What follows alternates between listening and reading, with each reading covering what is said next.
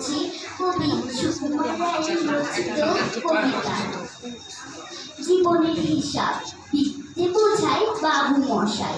চুরি শখের বটে মাঝিরে কোন বলতে পারিস সূর্যি কেন ওঠে? চারটা কেন বাড়ি কমে, জোয়ার কেন আসে? বৃদ্ধ মাঝি অবাক হয়ে ঠেল ঠেলিয়ে হাসে। বাবু বলে, সারা জীবন মোর ধরে তুই থাকি, কেনবে না তোর জীবনটা যে চারি আনাই মাটি।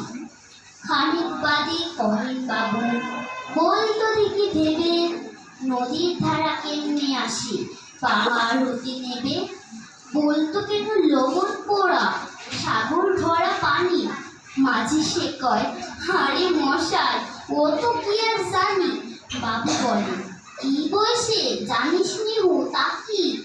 জীবনটা তোর নিহাত খেল, কষ্ট আনাই পায়। আবার ভেবে কহেন বাবু, বলতো রে বুড়ো, কেন এমন নীল দেখা যায় আকাশের ওই চড়ো?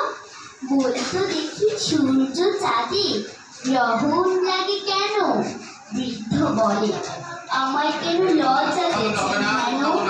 বাবু বলে, বলবো কি আর, বলবো তোরে কিতা, দেখছি এখন জীবনটা তোর 12 আনায় ভিতা। খানিক বাদে ঝড়। ধন্যবাদ।